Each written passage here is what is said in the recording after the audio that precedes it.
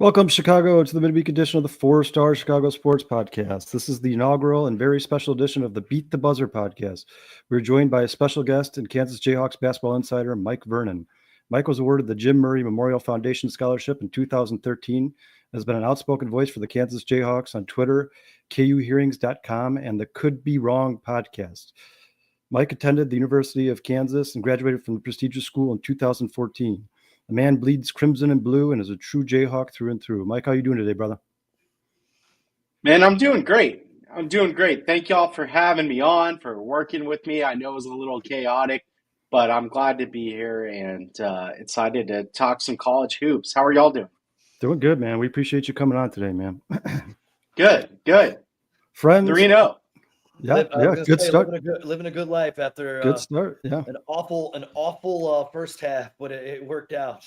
Yeah, 3 wins in as many games. Friends, last year's Jayhawks season ended in disaster. As injuries mounted, it became more and more apparent that the Jayhawks did not have the depth to sustain a deep run in the March Madness tournament. The Jayhawks finished with the worst Big 12 finish since Bill Self's prestigious tenure. Well, folks, it seems as if the Jayhawks are back, ready to reclaim the throne. This Jayhawks team is deep. They could shoot the three. They could spread the floor. But do they have a defense that can win in March? The Scoopsman, Mike Vernon, is here to answer the question and more on this Beat the Butter podcast, brought to you by our fine friends at River Street Tavern in East Dundee. But, Mike, before we get into the questions here, it sounds like you have some breaking news on the Kansas Jayhawks basketball team today. Yeah, it's been crazy. The Jayhawks just signed a 4-star forward. He's from Brazil, but out of Overtime Elite right now in Atlanta. His name is Samus Calderon. This guy's lengthy wing who can shoot, projects well over, really kind of over the long haul. So KU's already got their 5-star sensation, top 5 player coming in, and then you kind of like to balance that out with guys over the long haul. And that's what I think KU's doing here. So that just came across here a couple hours ago. KU got their next guy for next year's freshman class. Yeah, and Mike was on it a couple of days ago. And I just had a quick question about this signing. What happened? Because I thought we were locked in on Bryson Tiller. And then out of nowhere, here comes Calderon. And now we're off of Tiller. Am I understanding that correctly? As of now, yeah, you are. It's been a really weird one. And I think surprising to a lot of KU fans, thinking they're going to get a guy who's ranked much higher in this Bryson Tiller, and then you kind of have this unknown late riser in Calderon. I think it's a combination of you got to be smart with your NIL money and how you only have so much. I think that you think is going to go around. So that's one thing, and I think Tiller was probably asking for some top tier money. If that changes, that's something that can always. They can revisit that conversation. But then you also want, if that guy's going to come and in his campus saying, maybe they want to be one and done or two and done, and KU wants someone who will be in the system a little bit longer and have a program guy, you can maybe balance those things out and find your spot with your program guy and maybe save your big bag to go get someone else. I think that's what's going on. Okay. Well, I was hoping for Tiller, but this Calderon kid, I watched the film today on YouTube. He looks long, athletic, got a quick twitch to him, and he looks like he could shoot the 3-ball. Am I mistaken by that? A 6'8" forward? Yeah, he can shoot. They're this guy's long, really long. He's athletic, a little raw, but he's got a nice looking shot. And if he's willing to hang around for a couple years and maybe doesn't mind getting recruited over in the portal or something for his freshman year, that's actually something that's really valuable to a KU system that tends to work when guys stay for a few years. Right. And so I think you've just kind of got to be strategic about how you bring your class together. We'll see how it works out here. We got a lot of time left. KU's had guys drop out of their letter of intent or release guys from it before. But it's actually really interesting and a surprise where everyone thinks they've got this other star coming in. Well, maybe not. Maybe not. They took Calderon. Yeah. Hey, I'm okay with it. I mean, I love the way they develop players here at the university. So, you know what? If Bill Self feels like this is the part that makes it work, hey, we got to trust in Bill Self, right? Yeah. He tends to, win basically almost every game. So like that's probably what you want to stick with. Uh, I think it's just interesting to see like them take a guy that is quite a bit lower rated, but like a lot of coaches are going to get frustrated these days when if you recruit over someone or you get someone in the portal and then the high end 4-star wants to go leave, like Yeah. that's just not going to work. So I think I think this is part of that where even with KU's got a star freshman in Floyd Badunga this year coming off the bench. This guy's incredible, He's so and incredible. you hope he's going to be here 2 years. He's like too good already, but I think part of the plan was like his camp knew that he would benefit from a year with Hunter Dickinson and playing through that and getting a little bit of like limited minutes. So you're looking for groups like that when you're also bringing in a sensational freshman in Darren Peterson. So Right. they're pretty interesting. Yeah, new world, very Bucket much new world Jones. problem. Oh, incredible, You know, incredible. actually, speaking of Flory Badunga, something that I was thinking after the UNC game, because we watched, Hunter kind of get run out of the building in the UNC game a little bit. He was obviously not very good in pick and roll situations. He was Yeah, actually quite awful. But yeah, it yesterday, was. He looked a lot better yesterday. he was a lot better yesterday. But Badunga and him on the floor together after KJ got into foul trouble, I had my face lit up. I'm sitting there like, wow, this is fun. I was surprised to see KU do it this early, Me too. and it was maybe they were kind of forced into it, but like might have been a blessing. You know, Bill Self kind of said this after the game where he was like, most teams we play aren't going to be Carolina. That's got like two elite scoring guards. Yeah. At best you're probably getting Michigan State that's got one, and then North Carolina's bigs that weren't really 3-point shooters last year made a few, and it really exposed Dickinson. And he is slow, but like they're going to be able to figure it out. Part of the issue is KJ Adams doesn't have a ton of length, so he really can kind of get worked on. Even though he's in the right spot, he'll play hard. He just doesn't. He's got short arms. Now you put Badunga out there. If he can be in the right spot, like that's a lot of athleticism and size. Starts getting pretty tricky. So K's going to be able to throw different things at teams, like as these guys get more comfortable, Right. to hopefully defend that pick and roll. We'll see. Early returns too, because there was another thing, Store has been a little up and down so far, and him coming in the 4 last night was also something that I know a lot of Jayhawks Nation was asking for. And then all of a sudden you see it yesterday, again, maybe forced into the situation with KJ being in foul trouble. But man, that was exciting too. I love all this rotation that the Jayhawks can do, man. Like this is exciting because they haven't even hit that level of where they're going to be, 3 months down the road, or maybe even in January when we open conference play. Yeah. I'd expect things to look a lot different coming into conference play.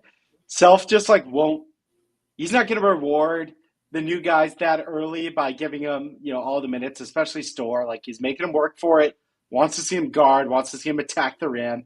But he makes total sense as a 4 for KU. KU's best offensive lineup, like I don't even think we've seen, which is going to be DeJuan Harris, Zeke Mayo, Rylan Griffin, AJ Store, and Hunter Dickinson. Or you can throw Flory in there too. But Hunter, like that's a really good lineup, and he won't give it to him yet. Like he's not going to do it just yet. But that is going to be dangerous when the time comes. I think it'll happen. Now we saw Kansas, obviously, the Arkansas game we played without Dickinson, and it was an exhibition, and they were just kind of messing around in that game. But we saw the same problems that we saw with North Carolina, just quick guards. DeJuan Harris couldn't stay in front of them. Now here, I'm going to say this. I thought there's been a lot of bullshit foul calls against Kansas in these first couple of games, especially North Carolina. That second steal he had on RJ Davis in the corner. Yeah, come on. Yeah. Come on. That was such a good play. Yeah, like, you got to reward that. Like, what are we doing here? Yeah, and it was so bad. And I'm sitting there, I'm like, going into the first half, I think there was 14 minutes gone, and each team had 7 fouls, so they're averaging a foul a minute. And then it just got way out of hand in the second half. And Kansas, Kyle, and I don't know, Kyle was working, so he didn't get a chance. But with 8 minutes to go in the game, it was 27-11 in free throw shots in favor of North Carolina. I'm sitting there like, dude, this is ridiculous. And I mean, they were what, 95 no rhythm. on the line? Yeah, totally took the rhythm out of the game. Yeah. So it's like, it got a little weird there in the second half. Foot speed is definitely an issue we've seen with Dickinson. And DeJuan, who's big and long, he can guard, but you got to think they'll be able to figure out. They've got some length on that bench with Rylan and AJ and Flory, that they can throw these different combos out and keep guys fresh. Yeah. Because DeJuan Harris looks so much better not playing 40 minutes a game. Like that, he looks better now, and he's really gonna be helped by that come February. So I think they're big dividends. Both games he's been the last 10 minutes critical for KU and kind of gotten them through it. And I think that's a result of having some depth. Yeah, and we saw really classic Bill Self against North Carolina and Michigan State last night. Just, hey, defense, but they really shut them down at the end of the game and were able to take control. Yep. I mean, I think North Carolina finished on a 7-0 run to hold them off in the last couple of minutes there. And then last night, man, I was a little nervous. I'm like, here we go. We're going to get upset because, I mean, they just look so bad. And is it just me? Bill Self's favorite game. Right? Winning ugly. Oh, that guy loved it. I'm telling you, an ugly November win, finding a way when you're shooting 35%, that he loves it. He loves it, but it was painful to watch. It was. Sorry, what was your point going to be? No, I was just going to ask. I think early on, I mean, Rylan Griffin played in the Final Four last year, but it seems like early on he's kind of struggling a little. He had a big 3 last night on the catch and release, which was really nice. But he had that nice block against North Carolina. It was an amazing block, actually. But it looks like he's struggling a little bit. Store's struggling a little bit to find their place. But Griffin, if I'm not mistaken, if you put Griffin out there, and one guy I want to get to and ask you about, and DeJuan Harris, but Diggy, is Shaq Ward going to steal Diggy's minutes when he gets back? Got to. That's another good point. As far as it, foot speed, keeping DeJuan fresh, guarding the pick and roll. Shaquille Moore is a really athletic, good defender who started 60 games in the SEC. Yep. I do think he'll probably steal Diggy's minutes. And this is kind of KU can play so many different ways. And that's just another guy where you can throw him and DeJuan out together. You can have them trade. You can go really small or you can go pretty big. They got options. So, Shaq, I also am wondering, and this is not based on any hearing, but it's if you think you got enough guards and he's not 100%, what if, would he ever take a medical red shirt? No one has told me that. It goes against things Bill Self has believed, but I'm just sitting here watching this that's kind of interesting. We'll see if he gets back in here in the next couple of games, or if they think he needs time to heal. You might give him that chance and give him a full senior year. He's your starting point guard next year. Yeah. Do I think it happens? Probably not. Self has always said you play a guy if you think he's going to help you win a game, right. Especially at the end of the year. He's good enough for that. But if he is healthy, they loved him this offseason. Yeah. Before he broke his foot. So I think they're pretty high on him, and this rotation gets really tricky, even trickier, really fast. Yeah. And you know what? Self always finds the right combinations, but it is really nice to see 5 off, 5 on. And I mean, last year, these guys were dead. come end of February. I mean, they were gasping, Yep. And so last year, I say it was undeserving preseason number one. I don't think, and Kansas Nation, don't get mad at me. I don't think we were deserving of this year's preseason number one. Because if you ask me personally, I think Alabama is the best team in the country. So by the end of the year, with everything that Alabama has, say that's the team we're left with. Is there any other teams outside of Alabama you think could give Kansas a problem? And do you think Kansas can break the preseason number one curse? Because we haven't made it out of the second round as a preseason number one. So yeah, the curse of the Kansas fan, that number one ranking is like, I don't think like they probably didn't need to be ranked number one. Based on last year, and they're still returning 3 players from last year's team. Like, I think this is a top 5 basketball team. Yeah. But are they the best? Like, probably not right now. No. Do they have a ton of talent? And I think the pieces to be a championship caliber team and roster, like, yes. They got to make these pieces fit, and they got to see if they fit. Like, we still don't totally know yet.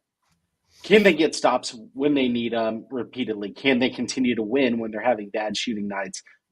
Can they figure out the right lineup combination? So we got a ways to go. Other teams that I think are looking really good, like talk about the team that ran them off the court last year is Gonzaga. That's obviously a pick and roll offense. They look great. They beat the shit out of Baylor. Breaks off of them.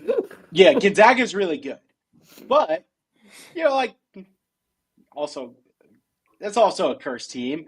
Auburn beat Houston. That's like an interesting early season game. Even though Kentucky beat them last night, Duke looks pretty freaking talented. Oh, and I think Arizona is pretty damn good too. Yeah. So if like, you go ahead. No, that's kind of the group.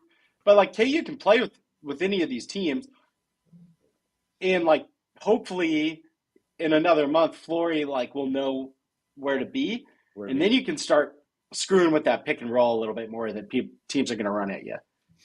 Yeah, because Sean, Bill Self's response. Bill Self was asked about being ranked number one before the season started, and his response was, "Means nothing to me. Maybe a good recruiting mail out. I'd rather be number one than not. But even if we were number 5, we'd still have a target on our back." So it sounds like he doesn't read too much into it either, man. No, he doesn't care. He doesn't care. He's just like, gotta love Bill Self, man. Yeah, I don't think he cares about much except for winning basketball games. No. I pulled out some quotes from like a decade ago, and sent it out in my newsletter today, where he just basically said like the key to having great seasons is winning when you don't play great. All right, so that's KU last night. And then I've always taken pride in winning ugly. It's good to win ugly. Like that's the kind of stuff he wants. He wants them to suffer and learn, I think. And then he can kind of get their attention and bring them along. The best kind of win is that ugly one, or the best game is where you still win early. You still get that notch for your tournament resume, and he can get their attention. Get them to guard, go after loose balls. That's the kind of stuff he believes wins you games. Would I say we would be lucky right now that we're playing Duke in 2 weeks, as opposed to say the middle of the season like we used to do with Kentucky? Yeah, I mean, Malik looks like he's going to be a matchup nightmare. Cooper Flagg's definitely a matchup nightmare. I mean, everyone on that team is 6'5" or taller. Like, Jesus, man, they got length, they got skill. That freshman class is not a freshman class. It kind of reminds me. They look awesome. They remind me of the Kentucky team that beat Kansas for the national championship. 2012 with Anthony Davis. Yeah. KU is, this could upset people. The lucky team is Kentucky getting them this week because they're going to be ready now in 2 weeks. Right.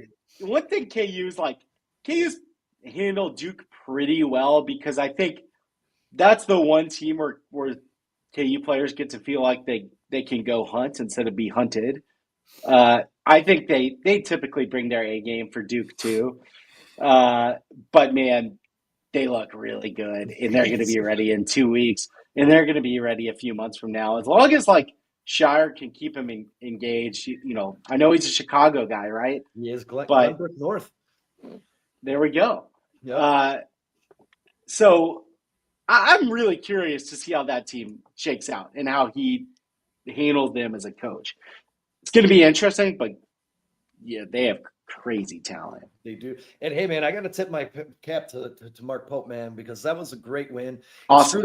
It screwed up my parlay last night because I did take Duke -4, but I was happy because when Duke loses, America wins. So that's that's right. If you're gonna go down to Duke losing. Not the worst way to go. No, Mark Pope, awesome win too. Like props to them. That was exciting and in something that like little different Kentucky team and little different Kentucky program moving forward. I'm cool with it. So that was no shot at this Kentucky team. No. By saying they got lucky. It's just more about Duke being really good. Yeah, and they're going to be there at the talented. end, man. They're definitely Kentucky's going to be there. They can shoot the ball, man. Jesus, they were ready. Got dudes. What's that? They got dudes. They got dudes. I wanted to ask you what you thought about this because I was reading a couple of things here, and I know a lot of people are down on KJ Adams. Say he doesn't fit on this team, because he's just not the type of player that fits in the mold. But here's two observations that I have from the first two games. We were up by 20 points when KJ Adams was in there giving the effort, twisted his ankle. We blew the 20-point lead without him there. Yesterday, he was in foul trouble. He wasn't in there, and the entire team looked lost.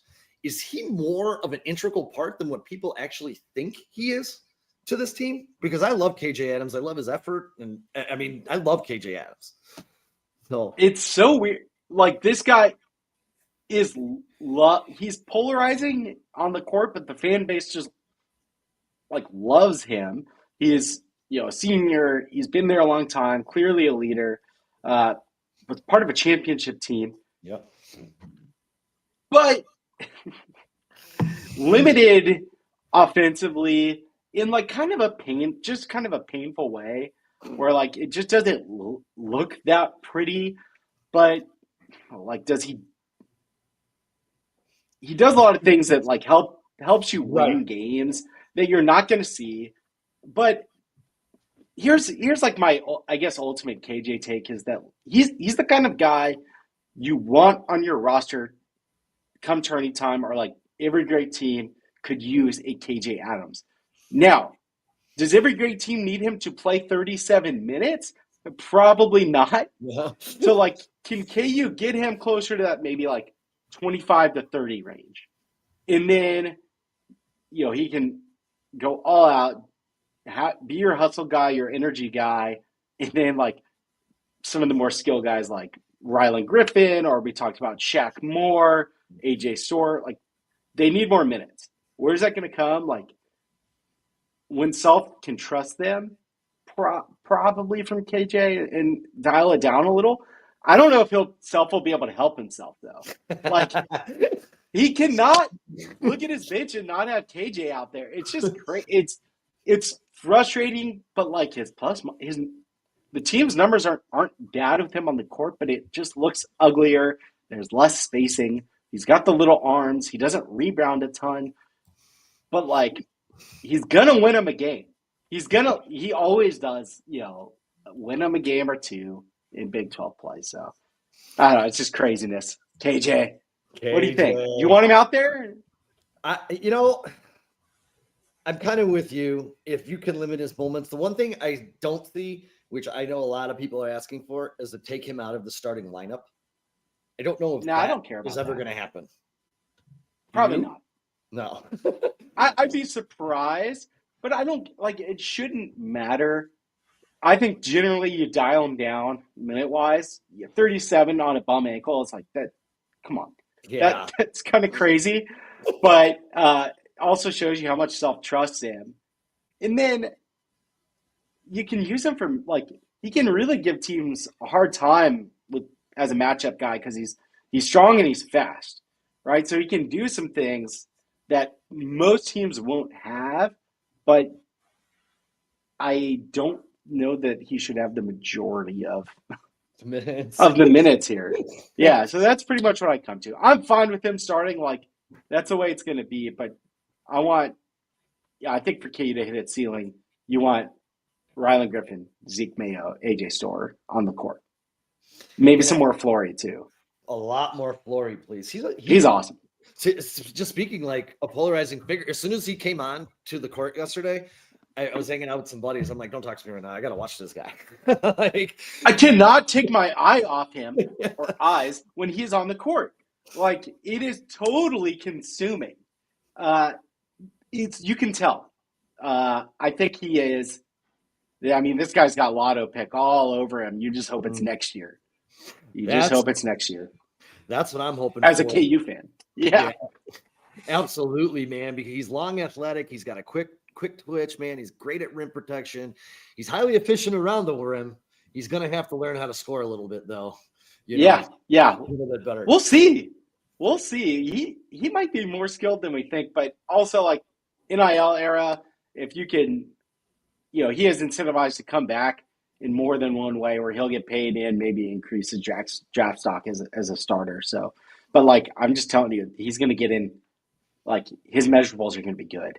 Yeah. Like really good. So we'll see how his tape is too. So if I said this to you, he's the best big man because we didn't hunt the transfer. He's our best big man recruit since Joel Embiid. Hands down, not even close. I'm trying to think of who else there would be. Embiid was 14. Okay, you had a lot of David McCormick. There were other transfers.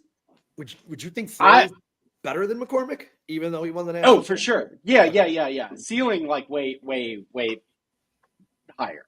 So I'm just trying to think of like who else there is because McCormick also dominated those minutes. But like, yes. Has KU had a I was trying to think the same man thing. Since then? I was like, I don't think so. No. Yeah. I honestly haven't thought about it, but like, yeah, I think that's a pretty safe statement. He is a McDonald's All-American. He's not coming from nowhere. Right. But like, it's one of those things where about like one play into the Carolina game, you're like, oh, like he can play. He can hang with this talent. It's exciting. I know this is going to be a silly question to ask at this time of the year. Why not? KU has Duke left. We have Fizu, Creighton. I'm trying to think North Carolina State, but that's in the field house. I know where this is going. I think I do too. I just want, if we beat Duke, do you think, I know we have to travel to Nebraska to play Creighton, which that's going to be a tough game, but they did lose a lot. I think it's going to be really tough. Yeah, they lost. It's going to be tough. Their backcourt is gone. Yeah, good point. Mike Vernon is really good. He is. Neutralize a little. If we beat Duke, you think there's a chance we can go undefeated in the non-conference schedule? Kyle, you're dying. Yeah, I mean, if they beat Duke, like, yeah, absolutely, there's a chance. I'd say even before the year, I circled that Creighton game. Like, that's going to be tough. They will be, as Bill Self would say, like, turned up in there. It's going to be, they're going to be fired up for that game. KU comes in number one. I think that's going to be a tough one to come away with. But the rest of the schedule, you're at Mizzou. They're not very good, but they should win that game. Even it's your rival, but like KU should be fine there.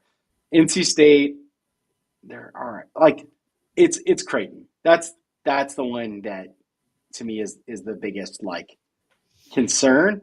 If you say they're beating Duke, then like I'd probably say 6 out of 10.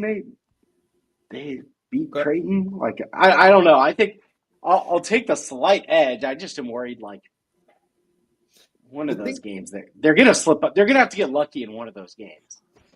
The thing that changed my mind on Creighton, because I was feeling the way you were, but I don't even know the school that Cockburner had that amazing game. I've never even heard of that school in my life. And I mean, that game was 92-86. I mean, was that like an academy? Yeah, it's a good for point. girls? Or like, I don't even know UT who that Rio was. Grande Valley? Yeah. I've never heard of them before. Yeah, let's see, they lost to Nebraska by 20, and then they beat their next team by 40, 50. Rio? Yeah, I mean, they're bad. Rio Grande Valley's bad. Like, let's just call that, we'll call that what it is. But I just, like, Creighton's going to bomb threes, even if they've struggled a bit this year. But, like, I would expect that team to be bombing threes against KU. But, like, you're right. Looking at it right now, like, if you can handle Cockburner, and, like, they should have the bodies to do that. Mm-hmm. We'll see if they try to pick and roll KU to death, too. It's going to be a test. It's going to be a test. They should.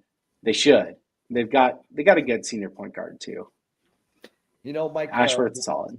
Who is? Their point guard is solid. Oh, he's replacing Trey Alexander. Yeah. I think he's solid. I did a couple of write-ups here. I know Arizona's going to be really good. Cincinnati seems to be really improved. They got Dylan Mitchell. They got Page.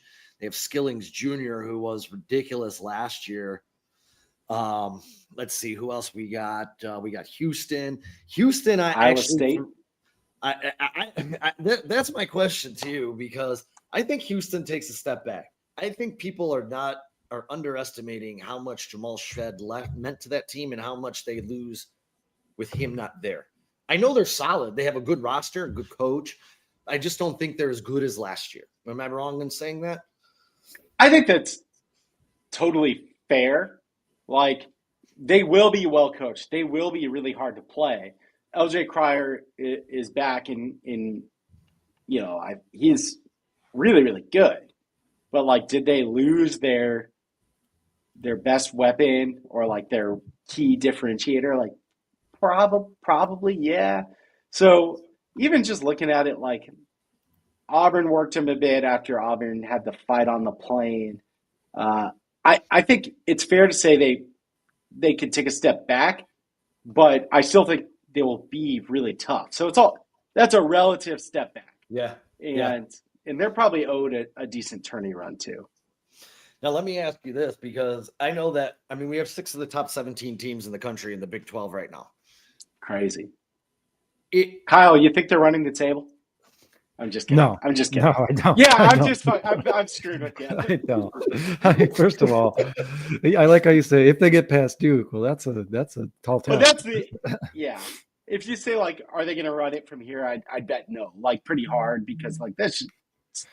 Well, Mike, I'll be honest with you, man. So Tough. I'm a newer fan of KU. So I lived in Kansas City for a while, for about 5 years. I lived in Kansas City. But when I came back here, I met Sean, and we started watching the KU games together, and I started to watch them more and more and more. And, I didn't understand a lot about KU, especially last year when I first started watching them.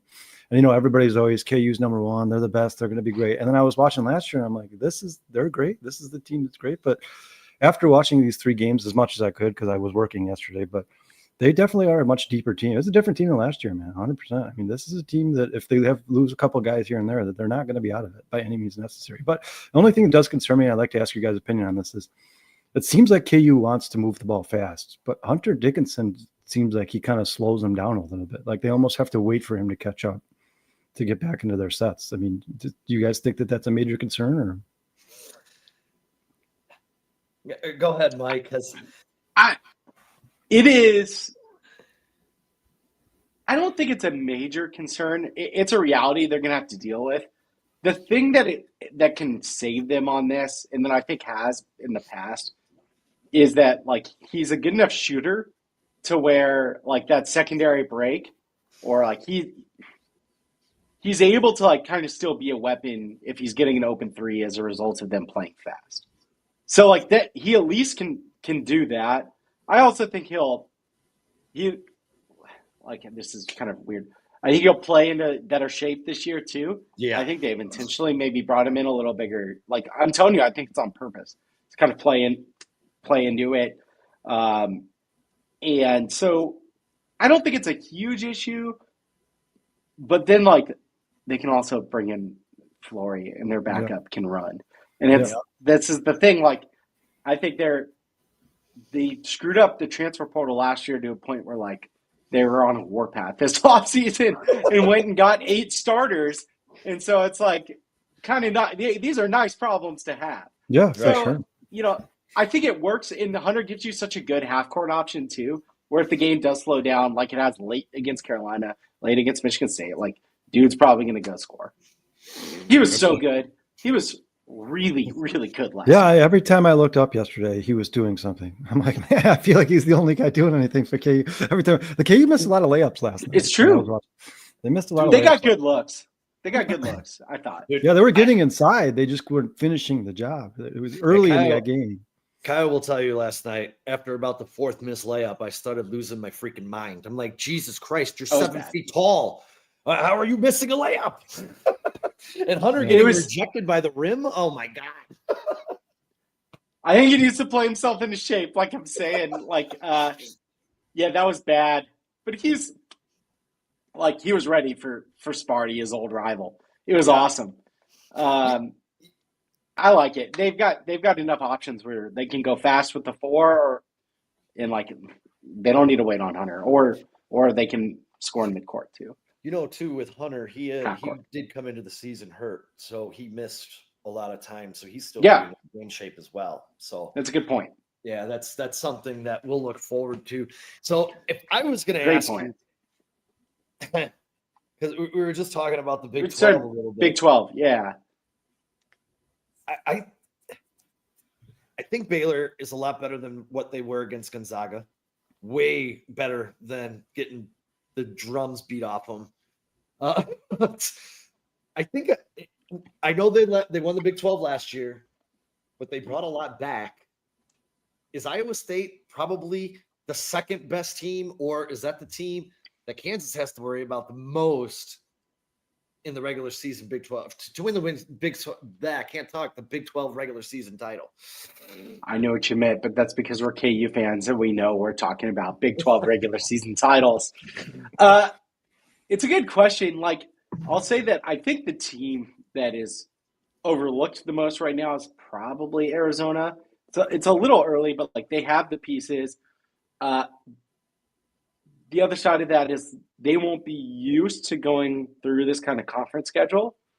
So there's going to be a different like ebb and flow for them that might cause them to trip up a little bit. Like we just don't – everyone's kind of running new teams out there now every year. So like I don't totally know how much of an – like what the real impact there is going to be.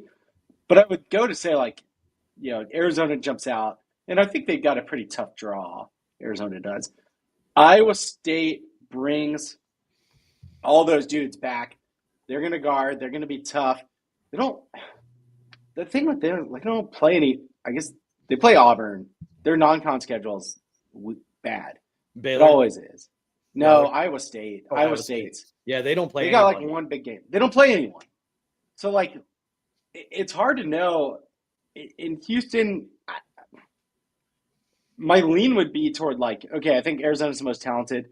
Houston's probably the most well coached of the group. So that's the one that's like who's going to be able to get, you know, avoid the really bad losses. Maybe Houston. Then there's Iowa State. I do think Cincy looks pretty good as well. Yeah. And I'm just like the conference is deep, really, really deep. So I gave you 4 teams. I didn't even answer. I think Arizona is probably the other most talented team, which is not the most popular opinion.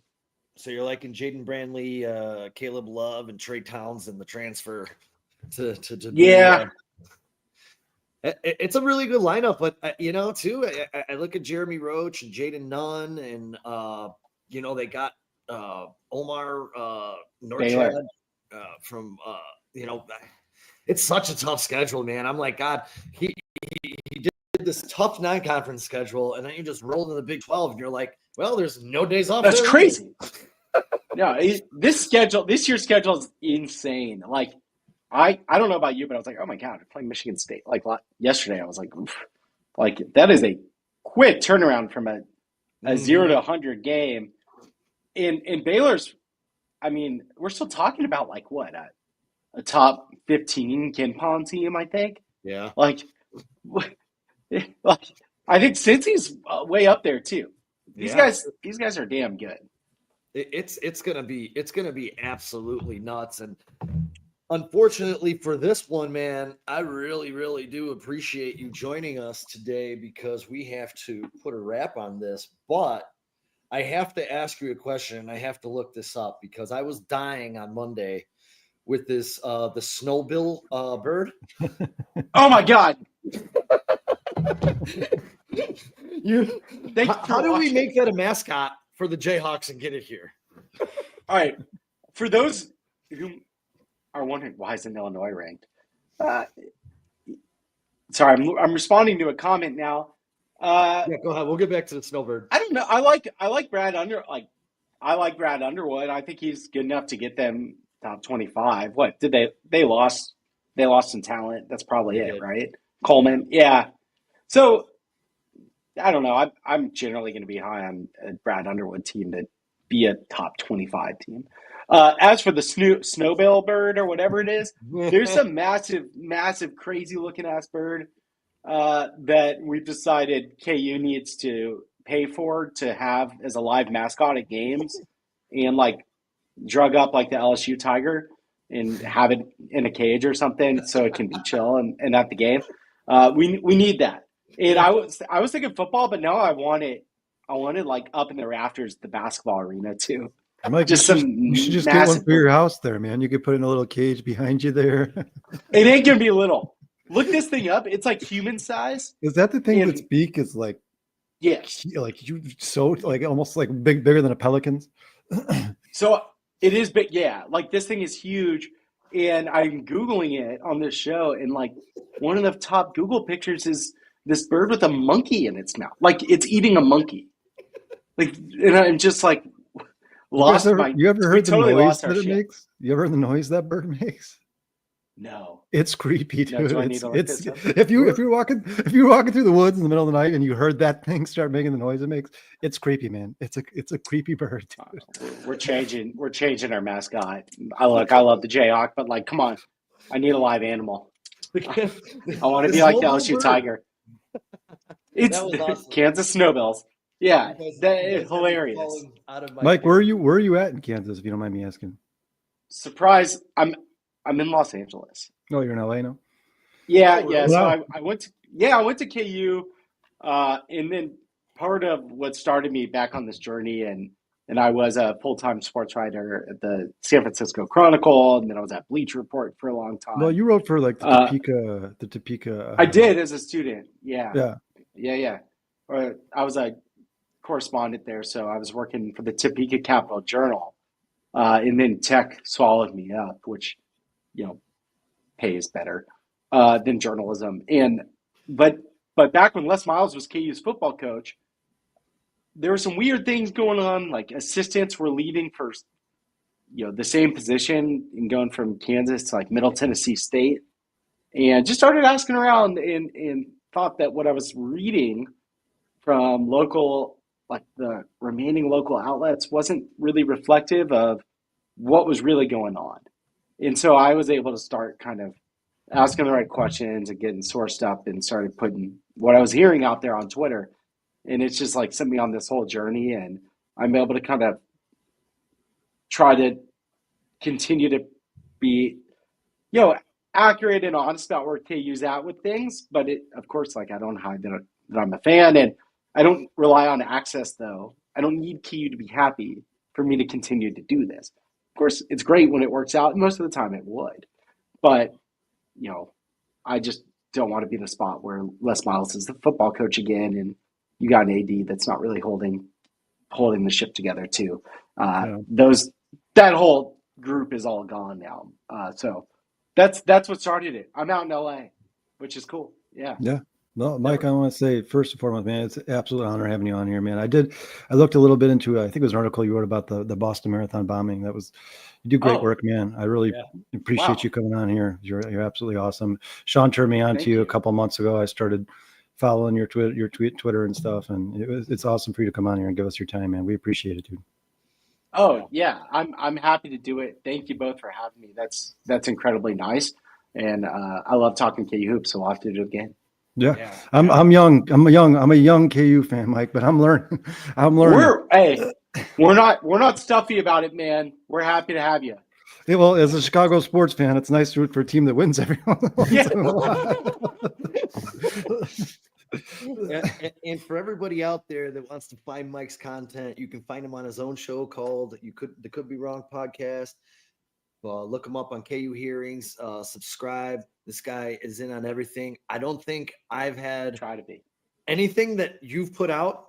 I don't think you've been wrong yet. You pretty much hit it on the head that I've seen. No, but the hit rate is like it's crazy, and I've just been able to like. I try to be careful about it. I'm not just taking random stuff and firing it off. I've got a method to the madness. The hit rate's high, so keeping KU fans is like an informed fan base is a good one. So let's try to keep it going. Yeah, and every time Sean brings up breaking news, you're always the first name out of his mouth, man. You're killing it, dude. Honestly, Let's go. You're killing it, dude. You're absolutely That killing means a it, ton. dude. And the Thank you, podcast, guys. the podcast is awesome, man. Hey, thank you. And it's super nice. This non-conference schedule. Maybe we can get together again before we head into the meat of the schedule, which would be the Big 12 war that's going to happen. On their way to an undefeated season. Yeah, it's going to be painful. Every game is going to be stressful. Yeah. I'm going to enjoy the Oakland game. Their only day off is a day off. Yeah. I think there'll be a lot of rock fights in the Big 12 this year. That's for sure. It's going to be crazy. It's going to be crazy. Mike, we're going to keep I'm going to keep my tabs on you. Keep informing us because you're doing a fantastic job. I really appreciate it. I really appreciate you coming on here, man. It's kind of a dream for me to talk Kansas hoops on a podcast because I don't have a lot of people to do it with in Chicago. So I really appreciate you spending 45 minutes with us talking KU hoops. It's awesome. Honor and a pleasure. Shout out the Chicago Jayhawks. That's Thank right. you guys Let's for go, having me. Jayhawk Nation. Let's go. That's all we got, Mike. That's all we got. Let's go. Yeah. And let's get that snowbill bird out in Lawrence. Yeah, let's start a petition. Let's start a petition. Chat GPT how to get a snowbill bird. It's gonna report me or something. Are you guys staying? Is your show on every Monday? We try to do it. Honestly, it just depends on the timing because we all have full-time jobs beyond this. Yeah. So like we try to hit Sunday or Monday. It's just going to kind of be we'll hit every week and we'll post it before Sunday or Monday nights generally. Okay. We're going to try to get into a rhythm here for once Big 12 play starts. You have a consistent schedule that we can go off of. Perfect. Mike, greatly appreciate your time, man. Thank you. Are y'all staying on live? Or are you waiting for me to shut this one down? We have another. No, we have to get off this one and then go log on. Okay, it's totally different tabs. Give us 1 second. Gotcha. We're gonna end this. Thank you guys so much. Thank you so much, Mike. Rock Chalk, Jayhawk. Let's continue on the 2024-25 championship season. Let's go, baby. Let's cut them down. Rock Chalk, everybody. Rock Chalk. Jayhawk, guys.